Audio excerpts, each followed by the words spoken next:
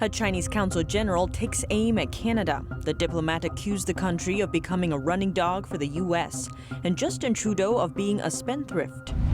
What's behind Beijing's ramped-up aggression? Some tie the country's wolf warrior diplomacy back to the 60s Cultural Revolution. Disney Studios expressed thanks to organizations tied to the Chinese Communist Party. That's for allowing the company's live-action film Mulan to shoot there. An insider shows more on how Hollywood is yielding to China. The Oscars will not air in Hong Kong. That's because a film documenting Hong Kong's pro-democracy protests has been nominated for an award. And China's economy appears to have suffered much less than other nations, based on Beijing's economic data. But an expert explains why that data may not be trustworthy. Welcome to China in Focus. I'm Tiffany Meyer. The Communist Party, or CCP's wolf warrior diplomacy style, hits a new aggressive high. China's Consul General in Rio de Janeiro, Brazil, claims Canada is a running dog for the U.S., or someone who blindly follows orders given by someone else. At the same time, the Chinese official labeled Prime Minister Justin Trudeau a spendthrift, meaning someone who irresponsibly spends lavish amounts of money. The remarks were posted on Twitter on Monday. Chinese Consul General Li Yang posted the caption along with a picture of Trudeau. Addressing the Prime Minister, he wrote, "Boy, your greatest achievement is to have ruined the friendly relations between China and Canada and have turned Canada into a running dog of the U.S. Spendthrift." A number of users questioned the comments. One person wrote, "Imagine how Chinese diplomats have fallen to such a level." Yang replied, calling them a West-admiring dog, but he seems to have misinterpreted the acronym for laugh out loud in the original comment. Addressing the user, Yang continued to say, "You cannot even reach the level of LOL, and your life is for nothing. Such a pity." Yang posted the accusation shortly after Trudeau commented on China's sanctions on Canada. He said China's penalties attack the values at the heart of Canadian democracy. The social media attack appears to fall in line with a recent order from Chinese Communist Party leader Xi Jinping.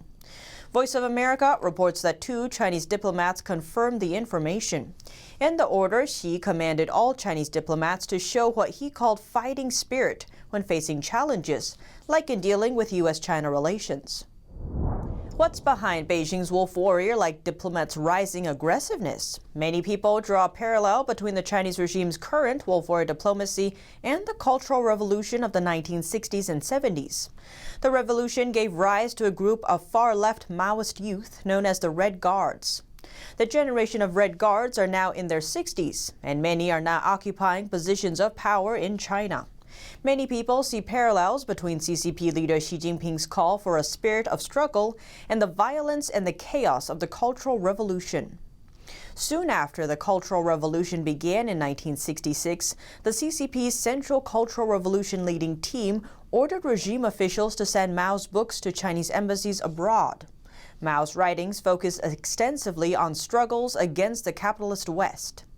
In August 1967, a mob of over 10,000 Red Guards rushed into and burned down the UK's diplomatic office in Beijing.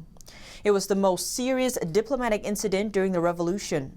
The British charge d'affaires survived the attack. He wrote to his wife afterwards, saying, "I walked out and found around 5,000 people in the yard. Anyone in reach of me began to beat me with whatever was in their hands. Women pounced at me like crazy, trying to knock me down with sticks. They dragged my hair and strangled me with my tie. My head was severely bleeding and I almost lost consciousness." CCP mouthpiece People's Daily described the event as a meeting to denounce the crimes of the British Empire against China. A French diplomat working at the French embassy in Beijing told Radio France International about his experience. He said while he was traveling in China during the Cultural Revolution, a group of 13 to 15-year-old Red Guards forced him and his wife to say "Long live Chairman Mao." When he explained he couldn't say it because he was a diplomat, those Red Guards stared at him with vicious eyes. Many people believe today's Chinese diplomats have taken on the Communist Party's spirit of struggle. And many suspect the Red Guards of the 1960s have grown up to be the diplomats of today. China is slapping a new tariff on Australia, levying a near 200% tax on the country's wine imports. The move also upgrades a temporary punishment into an official tariff for the next 5 years. Beijing accuses Australia of dumping goods into its wine market, but Australia denies the accusations. Here are the details. The world's largest standalone winemaker, Treasury Wine Estate, said Monday that Beijing imposed a 176% duty rate on its Australian wine imports into China. It's the winemaker's biggest market. To avoid the hefty tariffs, the company says it will redirect its sales to the United States, Europe, and elsewhere in Asia. Beijing's tariffs came into effect on Sunday. They apply to all Australian wine imports and will last for at least 5 years. Last November, China's Commerce Ministry imposed so-called anti-dumping security deposits on importers of Australian wine. The highest rate was over 200%. It was a temporary tariff-like measure before the result of China's dumping investigation on Australian wine came out. Last week, China's Commerce Ministry announced the result. It claims Australia has been dumping its wine into the Chinese market to harm its domestic wine industry, adding it would slap tariffs up to 218% on Australian wine imports for the next 5 years. Australia's agriculture minister denies the allegation. He told CNBC that Australia doesn't subsidize its farmers. Australian wine is the second highest price point wine in China. So you don't go and dump a high-quality product into a market such as China. Beijing's heavy-handed actions started last year, soon after Australia called for an independent investigation into the origin of the CCP virus, and that infuriated Beijing. Australian Trade Minister Dan Tehan says they're looking at next steps, including taking the matter to the World Trade Organization. China accounts for about 40% of Australia's wine markets, and it's Australia's largest market. The recent wave of boycotts targeting Western brands in China may soon lose steam. That's what the president of the EU Chamber of Commerce in China predicts. Lately, the Chinese regime's Communist Youth League and the military have criticized several foreign clothing brands. That's because these brands said they won't use cotton from China's Xinjiang region. They said it concerns over forced labor. Most of the companies I know actually had excellent business afterwards again. The Chinese customers love European products and brands. H&M and Nike are some of the brands facing boycotts. Some landlords shut down their physical stores. Some of China's largest e-commerce companies, ride-hailing apps, and online maps removed those brands from their platforms. The Chinese Foreign Ministry on Tuesday dodged a question asking if the regime is behind the boycotts. The spokeswoman claims Chinese consumers have what she calls freedom of choice. It's not the first time the CCP promoted anti-foreign narratives to shift people's attention away from domestic issues. Many believe the 2012 anti-Japan protests were meant to shift discussions away from CCP's officials' corruption cases and China's economic downturn. But the regime soon pulled back when protests went out of control. The EU official also says, despite seemingly aggressive sanctions towards the EU last week, the regime is trying to separate human rights from trade. He says he was seated next to a provincial party secretary at the event last week, and this shows the regime values him. The EU official says the CCP was hitting on NGOs, public opinion leaders in Europe, at the same time still courting and rolling out red carpet for European business. Many are shocked to see Disney Studios thanking Chinese Communist Party organizations in Xinjiang in the film Mulan. It was because they allowed Disney to film there. But this is just one example of Hollywood studios yielding to the Chinese regime. Some studios have also worked closely with the Chinese regime in making their movies. NTD's Don Ma brings us more on Chinese influence in Hollywood. China is one of the biggest film markets in the world and maintains a strong influence over Hollywood. Former Hollywood executive Chris Fenton reveals that China has extended its own state censorship into the Western film industry. Said, no. This is just the way it works. If you want to get your product and service into China, you got to appease the government. You got to make sure the CCP is okay with what your product and service is. Fenton is known for movies like 2013's Iron Man 3 and 2012's Looper. He detailed his own experiences on how Beijing can influence a Hollywood film. So in the case of Looper, we actually took a movie that was supposed to take place in the future in France, and we actually altered it so that in the future it took place in China. And not only did we alter it so it took place in China in the future, but we worked with the Chinese municipal government to actually design the skyline of Shanghai in the way they envisioned Shanghai looking 40 years in the future. He says that in the movie, the Chinese state wanted to make Shanghai look like the most technologically advanced city on Earth. We were essentially showcasing China as a brand in the movie itself, and showcasing China as the place where everybody wanted to be, no matter where they lived in the world. And most people that watched the film never even realized that they were actually seeing ingredients of Chinese propaganda in the film. He reveals that many film studios are actually proactively yielding to China's demands.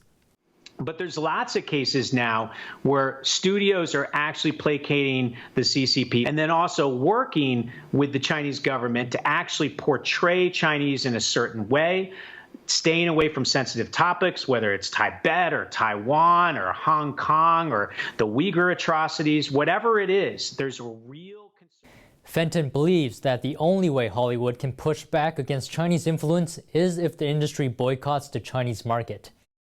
And it's strength in numbers. And if suddenly the populace of China can't get access to any Hollywood content or anything from the West that has that cultural fabric, the Chinese government will have to relent and retreat. Why?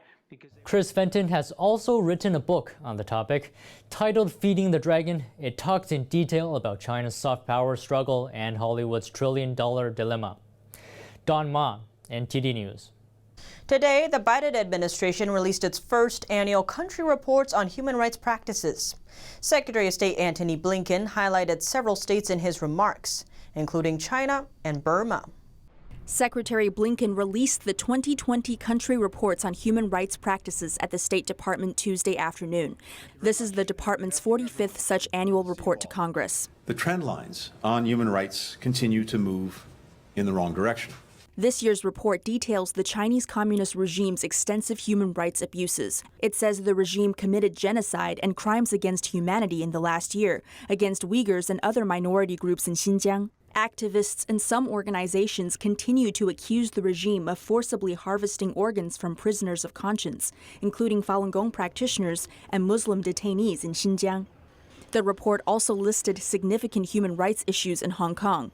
In his remarks, Blinken highlighted that recently Burma's military have beaten, imprisoned, and killed nonviolent protesters. He talked about how to use a broad range of tools to stop abuses and hold perpetrators to account. One way to do that is by working with the United States Congress, which has passed laws providing new authorities to sanction human rights violators, things like the Global Magnitsky Act, the Hong Kong Human Rights and Democracy Act, other pieces of important legislation. Blinken says it's much more effective when the United States speaks out and works with other like-minded countries to protect human rights, such as its recent work with Canada, the European Union, and the United Kingdom on individuals engaged in atrocities in China's Xinjiang. The World Health Organization releases a new report focused on Wuhan, China. It claims the CCP virus is extremely unlikely to have leaked from a lab. After a months-long investigation, the WHO team has found that the virus very likely passed from humans from bats, their intermediate host animal. The conclusion contradicts the theory proposed by the Trump administration. U.S. intelligence released by the former administration alleges that the pandemic stemmed from a Wuhan lab leak. Scientists there were reportedly experimenting on other types of coronaviruses. The WHO team says more research is needed for a concrete answer about where the virus originated, but adds that the lab leak theory should not be further researched. The report said that Wuhan lab accidents are rare and labs there are well managed. It also claimed there's no record of experiments related to coronaviruses in the facility. Though in a CBS interview, one member of the WHO team apparently admitted they were just echoing China's word. We met with them, we said, do you audit the lab? And they said, annually. Did you audit it after the outbreak? Yes. Was anything found? No. Do you test your staff? Yes. No. But you're just taking their word for it. Well, what else can we do? And the answers they gave, we found to be believable, correct, and convincing. The WHO report has been cast with doubt even before its release, Critics argue that the investigation might have been hindered by a lack of cooperation from Chinese authorities. Allegations also surfaced that China helped write the report. We've got real concerns about the methodology and the process that went into that report, including the fact that the government in Beijing apparently helped to write it. But let's see what. The possibility has been raised that Chinese authorities may have disposed of evidence since the initial outbreak a year ago. That's because the Huanan seafood market in Wuhan was thoroughly cleaned and disinfected. Most of the pandemic's early virus cases were tied to the market. The WHO team spent a month in Wuhan during their investigation and only 3 hours in the Wuhan lab. Now we look to the Olympics. The International Olympic Committee, or IOC, is refusing to move the next Winter Games out of China. The committee picked Beijing to host the Games in 2022. But recently, some Canadian politicians in an Australia-based pro-Hong Kong human rights organization are calling for the IOC to relocate the Games. The rights organization says China is not a proper host given its human rights abuses. And if the IOC allows Beijing to host the events, it is to condone its actions by providing it with both economic benefits and symbolic international approval. The IOC responds, saying it has raised human rights issues with CCP officials, but adds the IOC and the Olympics must maintain what it calls neutrality in global political issues. China reported a 2.3% increase in GDP for 2020. Many are arguing China's economy could soon surpass the U.S. But not everyone agrees. An expert on China's economy explains why Beijing's data may not be trustworthy. NTD's Penny Zhou has more. The Chinese regime says its 2020 GDP has grown 2.3%. When it released the data earlier this year, it won a round of applause in the West. The New York Times writes that China showed by far the best performance of any major economy. Some even predicted that at this trajectory, China's economy will soon surpass the U.S. But there's one problem. Wall Street banks and media are quoting official numbers reported by Beijing. They are generated by the Chinese National Bureau of Statistics. Derek Censors is a specialist on China's economy from the American Enterprise Institute.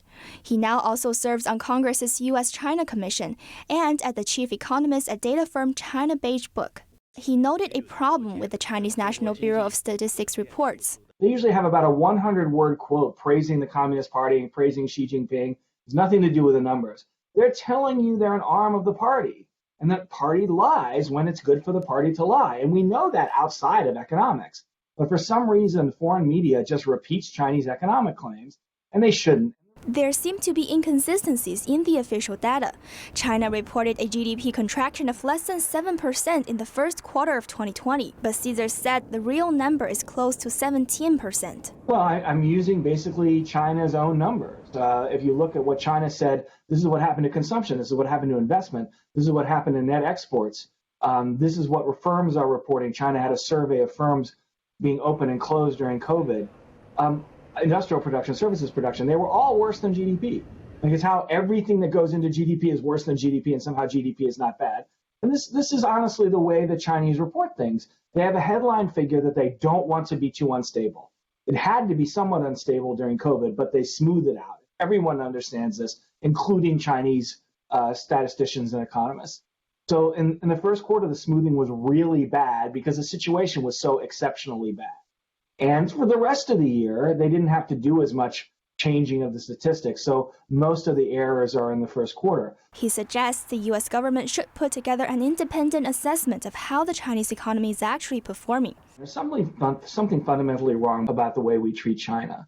When we have China's government saying, oh, I think the U.S. Army brought COVID into Wuhan, or it started on frozen food, everybody just dismisses that like, oh, they're just lying.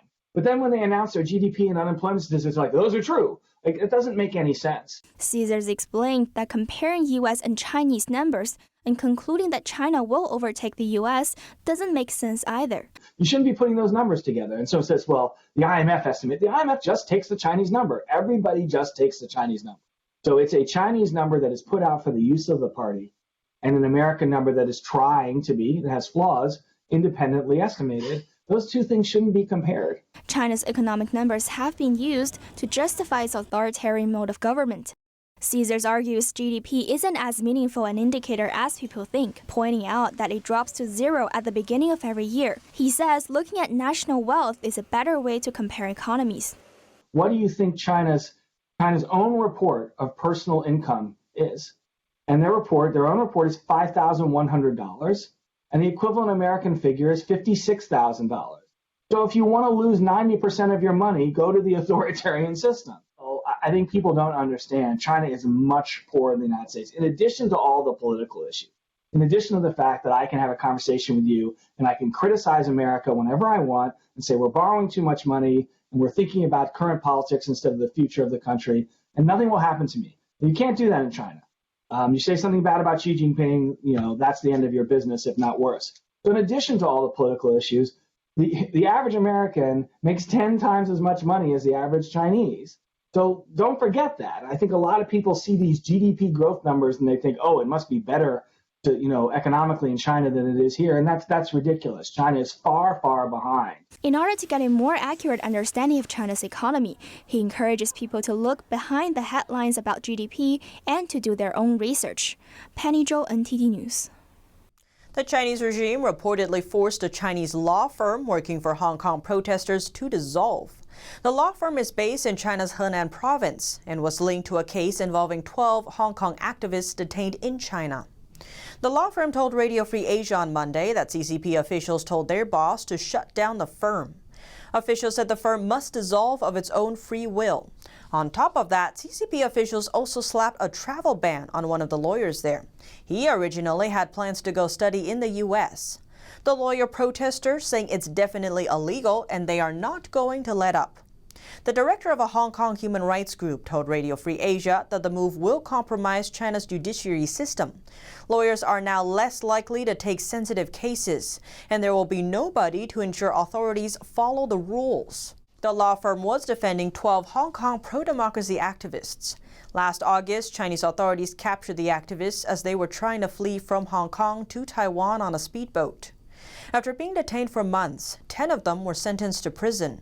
Their sentences range from 7 months to 3 years. 2 minors were sent back to Hong Kong. At least 6 Chinese lawyers quit the case due to pressure of the communist regime. For the first time in over 50 years, the Oscars will not air in Hong Kong. The city's TVB network has broadcasted the Academy Awards every year since 1969, but not this year. The network says the decision is for purely commercial reasons. The move comes after the Chinese regime's propaganda department banned the ceremony from airing in China last month. This year's Oscars show has become a topic for debate in China. That's because a film documenting Hong Kong's pro-democracy protests is up for an award. Another nominated film was also directed by someone critical of China. The Chinese state considers both films controversial. China has been escalating its crackdown on Hong Kong's democratic system since mid-2019. After imposing a sweeping national security law last year, China has now passed legislation to overhaul the city's election system. Critics of the action say autonomy and freedom have all but faded in Hong Kong. A reverend in Hong Kong tries to help sailors stranded at sea due to virus restrictions. Sailors struggling to cope with social isolating and mounting fatigue. In Hong Kong's busy waterways, Reverend Stephen Miller is a beacon of light. Sometimes they're very happy to see you.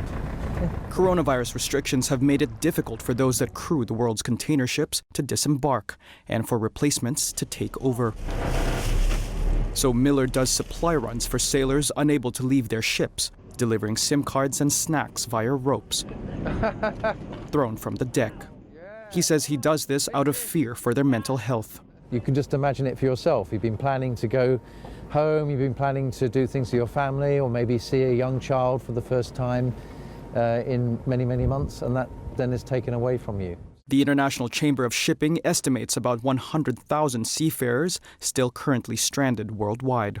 Ritesh Mehra was one person who felt the tides turn quickly. He went from being captain of a gas tanker last July to feeling like its prisoner. When he enlisted, he expected to only be gone 4 months, but he found himself still stuck aboard the same ship 8 months later. So the thought of not being able to go back home in time and the thought of being chained to this particular place and in a way you can also say jailed, is getting onto crew now.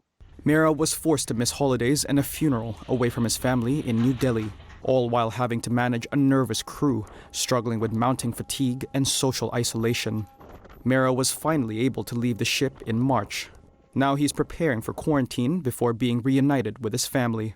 He says he used to think of having his son join him as an officer on the same ship, a dream he now thinks is better left at sea. And that's all for today's China in Focus. Thanks for watching and see you tomorrow.